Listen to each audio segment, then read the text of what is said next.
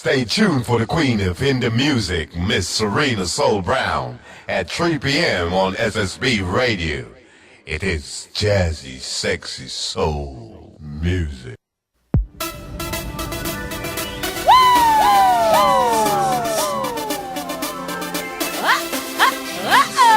want to show all my people some love. Here we go. In the UK, New Mexico. Everybody, come on, y'all. Let's go. Shout out to Japan. You got Miami. Talking about the Shy. How about Detroit? Do you feel? That's sexy soul. And what about the ATL? North Carolina, Philadelphia. You got the NYC. Do you feel? That's sexy soul. I'm your girl Serena Soul Brown, coming to you live from your neighborhood to all around the world, bringing you 120 jazzy, sexy soul music. Yeah. From the underground to the independent to the mainstream. That's sexy soul. This is how we do it. Every Wednesday from 3 p.m. to 5 p.m. EST on SSB Radio. Come on and connect. Come on and connect. Jazz sexy soul. It's Jeff Bradshaw, Philly's own trombonist, recording artist. Has it going on? He's now on Hidden Beach Records, and we're going to be talking to him about his project entitled Bon Appetit. How you doing? Thanks for having me. Oh, you're so welcome. I've been trying to hook up with you for quite some time, but I'm glad that we're doing it now because it's your time in the release of your brand new CD. So why don't we talk about why you are using the word sexy so much in your music now, Jeff? Why am I using the word sexy so much in my music? Because the music is that. And I think that, I think it all starts with me, you know. Right. The sexier I feel, the sexier the music is. The sexier the artist is, the sexier the feel of the music, you know. It's grown folks' time. Yeah, it is grown folks' time, and I'm glad we have you to represent finally. I'm glad. Listen, I will carry the flag for the sexy folks. We appreciate that. We definitely appreciate that. Now let's talk about Bon Appetit, the compilation that will be released on April the 24th. Is that correct? Yes, it is. And you also have a CD release party beginning Thursday on April the 19th at the Lowe's Hotel. Is that going to be in Philly or Atlanta? Where is that going to be? It's Atlanta. It's a CD release tour. It's a CD release tour that's starting in Atlanta, and it's going all, you know, from Atlanta to Orlando to D.C., Baltimore, New York, Philly. It's going to be a good time. Yeah, sounds like it's going to be a great time. I wish I were there with you. But anyway, you're here on the show, so I get a chance to kind of like, you know, reminisce and say, look, I had them first, y'all, so don't trip. So now, You had me first, huh? yeah, I had you first, Jeff. Let the world know that, okay? They know that. Stand back, ladies and gentlemen. I had Jeff Bradshaw on the Serena Soul Brown Show, and we're talking sexy. Okay? Right. All right, Jeff. Okay, now let me get serious now. Let's talk about all of the co-stars. You had to narrow down your choices, I'm sure, because you could have worked with anyone on this project. So tell me how you did the selection. Everybody was selected, handpicked to deliver certain things. I wanted a sexy song, so I needed to call Raheem Devon. I needed a song about loving within a good relationship, within a marriage, all day loving, kindred. You know, I wanted to do an incredible song about. I wanted to sing a song about love being so rare. So I called the incredible, soul diva Miss Mason Lee. Right. I wanted to do a song about shining, teaching our children to shine their lights and being proud of who they are and sticking their chests out. And I wanted to do the remake of Umi Said. And Fatin from Kindred was in the studio when I was recording it, and that thing kind of just happened. He wanted to be a part of it. He wasn't even planning to be on the song, but he just happened to be in the studio when we were recording it, and he said, "Hey, I have to sing that. I have to get on this song."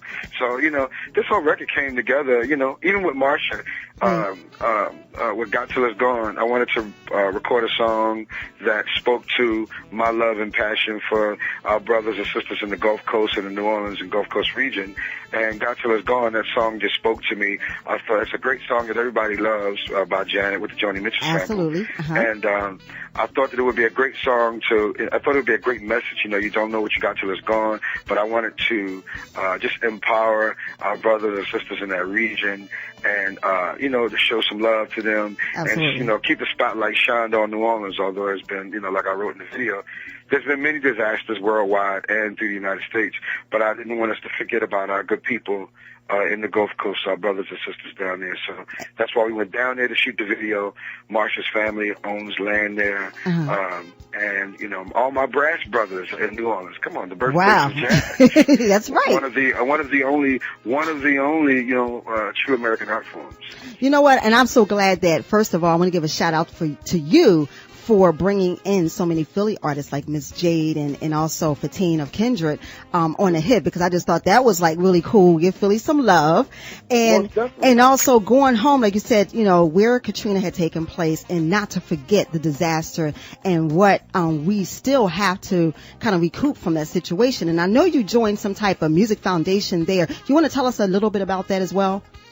Yes, it's the New Orleans Musician Relief Fund, which basically provides instruments for the younger children in schools and provides instruments for them down in New Orleans. I mean, we want to make sure that the rich history of musicianship and those things happen in that great city. And, you know, because of a lot of things that are happening, there's not a lot of funds, a lot of things available for these younger children. So we want to make sure that they're fortified with the proper instruments so they can grow up and continue, you know, the legacy of music and the great jazz from that city and that town. I think that is just so awesome. You always got to do that community service or getting out there and dealing with the social issues of our world is not easy. But I think when you are in the music industry, you can really play a significant role in how people will pick up that situation and kind of take their hearts and put it on a line for, you know, what we all stand for, hopefully in America, right? So, hey, Jeff, but you know what?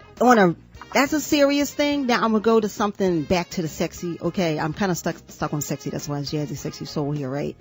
Okay. But your video, I'm going to tell you what video I liked. You probably already know. I love the calls. Okay. I love the calls, but I know when you till tomorrow, I was stuck on that thing, and I said, you know, I told my manager, I said, you got to get this on my site because this is Jazzy Sexy Soul. How fun was it for you to make that video?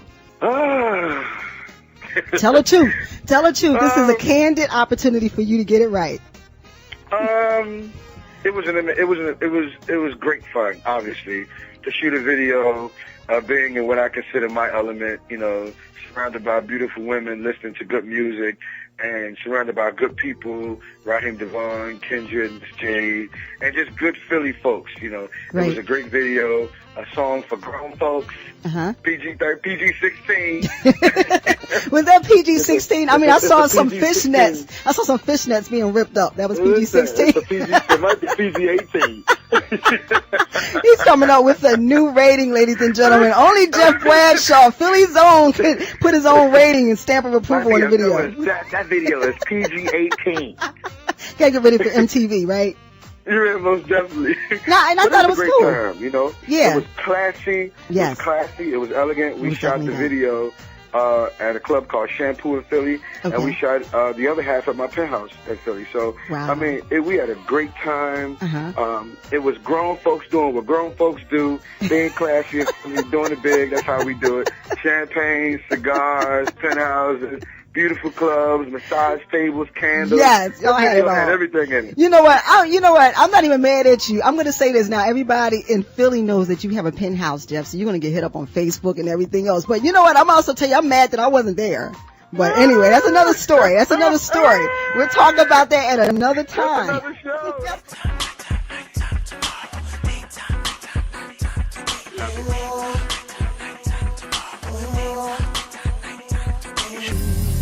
On a real serious note, too, let's talk about family. I know that your father, Norman Bradshaw, had a big impact on your world.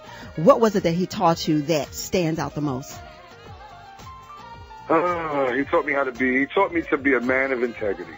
And he used to always, as a man and as a musician, he taught me those things together. You know, he always taught me to be a man of integrity. He taught me to live with integrity, and he would always make me tell him what the definition of integrity was. And the definition of integrity is the quality of being honest, moral uprightness. And he always taught me how to play the trombone with lyrics, you know, instead of notes. You know, I'm self-taught. I didn't learn how to play in school. My father taught me how to play. I was born with mine. and he taught me how to play the words of old gospel songs, play the words of the songs. So I learned to play with lyricality and not with notes. So that's why this God-given sound that I have only sounds like me. There's no other trombone player that sounds like me. Oh my goodness, my head is like bing, bing, bing, bing, bing. That just brings so much love to the table for musicians who just play from their heart and the soul of it all, as opposed to someone who is structured, who's been classically trained. And not to hate or take anything away from that type of musicianship, but when you play with your heart and soul, oh my goodness, lyrically, you kind of like pan out some melody that no one else may not even know exists. Yeah. It's an interesting place to be. It's, to play this instrument that, Raphael Sadiq said that it was an instrument that intimidated him. Wow. That he was a first chair trombonist at school, and the instrument intimidated him. He said, but I'll pull it off. Wow, you pull it off. But was that the very first instrument that you picked up? Because you owe us. Oh, okay, Jeff. Let's get it right. I played drums first. You played drums first. You play so many other instruments. Why don't you tell the audience what you play and then how you sang too? That's too many. But I do play trombone, trumpet. I play trombone, trumpet, baritone, French horn, sousaphone, tuba, little piano, soprano bugle, baritone bugle, all percussion, some woodwind, that. Awesome. You were just like all over the music room. Your father probably said, boy, don't you ever want to go outside? But anyway, when you think about your church and your spiritual foundation, what song did you gravitate to tell you, you know what, this is what I want to do for my life. I want to sing and I want to play and I want to embrace God in such a special way where people can relate to my message musically. Oh, there's a few songs like that on the album. He is, the words of the song, the words of the hook, and he is, which is my Chicago stepping style. Okay. The words of the song are my life, he's my life, my tomorrow. He's my joy, and in my sorrow. It's all of those words that I just talk about all the things that God is, my joy, my life, my love. He's my joy and sorrow. He brings me happiness when I'm sad. He gives me strength when I'm weak. And that song, I play the melody, but I sang the hook. And sing it, Jeff. Come on, sing it, Jeff. Yeah. Sing it. Yeah. Sing it. I Come on, Jeff. Stop playing. Sing it, Jeff. Come on. It's all right. I haven't sang that song since I recorded. My life, my tomorrow. He's my hope and my sorrow.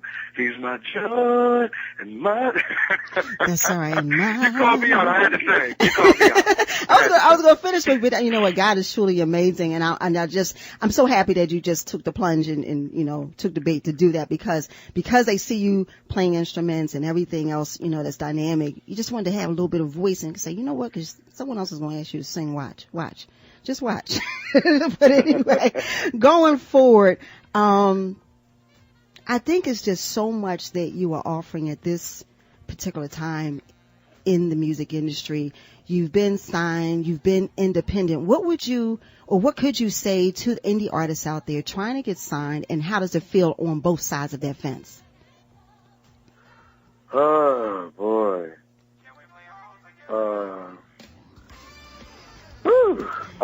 You can be real here. There's no censor. I think a lot of people think that it's. I think a lot of people think that that when you have a record deal, that the work that the work is done when you have a record deal. Okay. That you have. The work is over. I got a record deal. I'm good to go. Send me the cash so I can go jewelry shopping. It ain't that simple. Reality. It's not reality. That's not reality. That's when the work begins. Some people are comfortable being independent artists, having their own marketing department, and just having distribution deals because they like to be more hands-on. I think with my instrument, my 6-album deal with Hidden Beach, God bless you. Yay, Hidden Beach. I love Hidden Beach. I love Hidden Beach for all they do and all their artists. They gambled on me. It's like a gamble. Right. Like you hope that the artist is good. You hope that they can put together good music and sell records and keep everybody in business and give people something that they can remember forever, music and integrity. But I think that, getting back to the question, it's really important for people to understand what it is that you want. If you want to be this big, the days of everybody going out getting giant record deals are over. Yes. Like, there's only a few people in the world of pop. Tell it. The world of pop music. Lady Gaga. Which is popular music. Like, in that world, those kind of things still exist. But unless you're, one out of a million, then everybody else is grinding, getting their deals, working out of their own studios. Yep.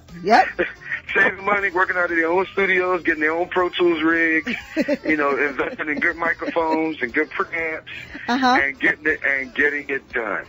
Go tell it on the mountain, okay? You're telling the truth. I mean, and you know what? And people need to know that because it's not fun and games. Like, you're making videos at your penthouse, for heaven's sakes. And you're bringing all your posse that you know will support you into the situation so that the budget stays reasonable. And, and you really are realistic about where you're trying to go with this. It is about the music. It is about your lifestyle.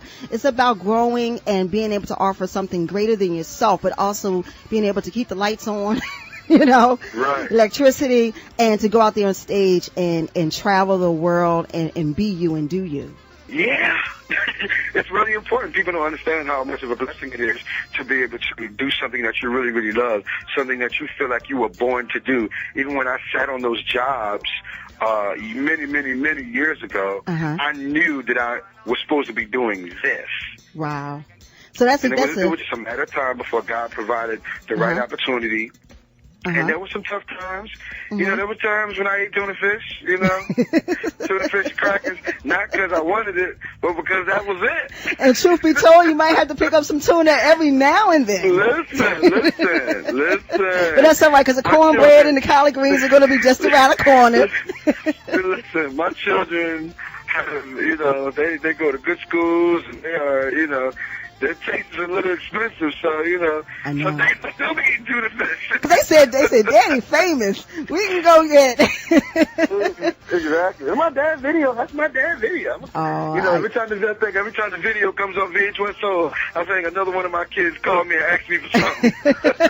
What a blessing that is, though, because you have a legacy for them truly. to see and listen to, and and I know that they're so proud because anytime you have your offspring looking at you and saying, "Wow, that's my dad," big dips for my dad. You know how they do it. My dad is B.I.G. Like, really, he's large. Right. Let's talk about health, Jeff, because you have, not only trying to represent your brand, representing you to the best of your ability. What did it take for you to say, I need to get healthy again? I need to really promote good health. I went through a very painful divorce. Okay. Sent me to the fridge. Been there, done that one. Been there, done that one. I went right to the refrigerator and ate everything in there, everything I could get my hands on. And before I knew it, after about 2 years, I was 298 pounds. And I looked in the mirror one morning, and I said, you know what? This is a new journey for me, a fresh outlook, a fresh new everything. Everything Absolutely. new, everything new. Absolutely. Everything new. I looked in the mirror. I was very unhappy with what I saw. I knew that I had an album coming out, and I wanted to make sure that the package Absolutely. was right. So I began a good, healthy eating program. I started with an amazing trainer by the name of James Palmer, who trains the Roots, and Dave Matthews. And 6 months later, I am 62 pounds smaller. Wow, that's phenomenal. I mean, I think health speaks great things about the existence and especially when it comes to your future, because we have so many men at a certain age now. I'm not saying that you're that age, but heading towards that age range. can be devastating. I mean, if you don't have your health and stuff, in check. So I applaud you for taking that plunge into the right direction, regardless of how you got there. Someone pulled your coattail. If it was nothing but God waking you up saying, you know what, tomorrow morning when you get up, drink some orange juice and get on the trail because you need to be here for your family. Right, right. I mean, it's ironic that, a month, 5 weeks after I started working out, and my father died of poor health. 5 weeks after I started. Wow. So it was my he was my hero. Mm-hmm. Like my mother, my parents are my heroes Mm-hmm. because I watched them work hard and raise 3 children together Right. for 49 years, together 57 years, married for 49. I watched them do Wow. that together through the peaks and valleys. Mm-hmm. Some days it was peaches, Mm-hmm. some days it was mud. We know. Peaks and valleys, peaks and valleys. Peaks and valleys. So, sometimes you have to, I honor him. Mm-hmm. And I continue to honor my parents with my life. The Bible says, honor thy parent, honor thy mother and father, so that thy days shall be long upon the land thy God giveth thee. Okay. A lot of people don't know that when the Bible says to honor your mother and father, Mm-hmm. it's not talking about like don't talk back to them, and Preach. it means with the life that you live, Preach that, Jeff. honor them. That's right. With the life that you live. Mm. It's a direct reflection of your parents. You ain't saying nothing but the word. That is beautiful. That is really beautiful. And I just applaud you again for even coming to witness to the world, even about your family and your parents and what they've instilled in you. That goes a long ways. It goes a long way. We need to hear that message over and over and over again. And we honor our ancestors. Yes. Dr. King, Malcolm X. Yes. Like all of the people, Sojourner the Truth, all of these great people who Harriet Tubman, like all of these great people who have come before us that allow us to have these freedoms, Mm-hmm. these luxuries that we enjoy Absolutely. that they didn't have. I mean, this is, like all of these people that have come before us and all of our ancestors that have come before us, like when we live as a people and are, live with class and pride and do things that honors them. It honors Absolutely. their sacrifice. That's right. That's right. And someone has to tell them and not be afraid to tell them the truth. Kids are hungry for the truth. So, stand for the truth, continue to do that. And you know what? You're going to be mad that you didn't come in here, but you are in here. You're in the house. We're going to play this game with you right now. It's called SSB Fans Want to Know, Jeff. Hold tight for a minute. You know what? SSB fans. SSB Fans Want to Know. I'm going to get you with this one. But it's not too bad. What I'm going to start out with is, if you had to pick one mainstream artist, who would be your dream collaboration? If I had to pick one mainstream artist, who would be my collaboration? Yep, your dream collaboration. And I know you work with a lot of people. CeeLo, that's my dude, CeeLo. CeeLo is hot. No boxes. I love CeeLo. No boxes. It's right. You can Just like expand. Yep. Just like me. No boxes. Awesome. No boundaries. How do you spend your favorite downtime? Say it again. How do you spend your favorite downtime when you don't want to do nothing? Oh, how do I spend my downtime? Playing golf, smoking an occasional cigar. Yeah, what kind of cigars do you smoke? I noticed that in the video. Every video had a cigar. Well, my favorite cigar is the Monte Cristo No. 2. Okay. That's a good one. That's a good one. That's a good one. But I have a bunch of favorite cigars that are non-Cuban, but Okay. But to be honest, even though they run me ragged, when I'm not working, I love to hang out with my kids. Oh, that's so sweet. That's sweet. That's nice. They That's drive me really nice. crazy when they're here. I'm sure. Or when they leave. They want you to take them to the mall. Take them to the mall. I miss them. I know you can't help it, but miss those little guys. Anyway, I hope you don't get in trouble for this one, but who's your celebrity crush? Who is my celebrity crush? Yep, Jeff. Come on, tell the world. Tell the world. Let it out. We have no boxes around here. Who is my celebrity crush?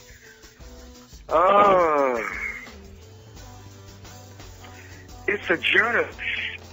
It's a judge? Yes, a journalist on NBC. Oh, a journalist. Okay. Her name is Tamron Hall. Wow. That's different. Yeah. That's great. I'm glad you are expanded then. You look at more than just who's on MTV. Listen. Uh-oh. I sound like I might need to call somebody for you. Listen, Wait a minute. I'm going to have my publicist invited to my CD release party in New York. Oh, my God. Make sure I'm there so I can give her a heads up. I don't even hear what she's saying. I just be looking like, who is that? Oh, my goodness. I want to give She's Tamara a beautiful heads up. I'm sure she beautiful is. Black. Beautiful black woman. Beautiful That's black awesome. woman. You know. That is awesome. Well, That's my Tamara, sister. you're special out there. We're going to get to know you. Okay, your dream city to perform in, Jeff? My dream city to perform on? Or perform in. Uh-huh. Like, whatever stage also. Oh, dream city? Yeah, your dream city. Paris, Africa. France. Africa. Johannesburg. Wow. Oh, I know. Johannesburg. I'm sure they love you out there. They would love I get you. a lot of messages. I get a lot of messages on Facebook from people that live in South Africa, and I would love to go to I would love to perform, and because I've been to Africa 3 times. Okay. With Kirk Franklin. Okay. And I've been to Africa twice with Kirk Franklin, and I was there with Jay-Z. I went to West Africa with Jay-Z. Wow. Went to South Africa with Kirk Franklin. Okay. But I would love to go as Jeff Bradshaw and perform for the great people of Johannesburg, South Africa. Well, you know how that thing is. You got to speak it. You speak it. I just Speak did. the affirmative. You spoke it, right? It's done. I just did. It is done. Okay, the last question, Jeff, for you is what is your image in 20 seconds or less? What is my image? Yep. Grown, sexy, healthy, God-fearing. Do that again. Slow down and say it like you really, really mean it. I want the world to hear this one. Go ahead. Grown, sexy, healthy, and God-fearing. Go ahead. Jeff Bradshaw, it is a pleasure. It has been an honor just to talk with you today exclusively and to find out all about Jeff Bradshaw. And I know there's a lot more because, I mean, between your bio and all the releases and everything else that you got going on, I don't know what else to say. I guess I'll let you say it in part 2 when we do part 2. But, yeah. Know what I want you to say? What's that? Bon appetit, April 24th. Get that. Caring is sharing. That's what I'm talking about. Jeff Bradshaw on SSB Radio, ladies and gentlemen. This is Helen Bruner and Terry Jones. Always keeping it Hollywood good when we listen to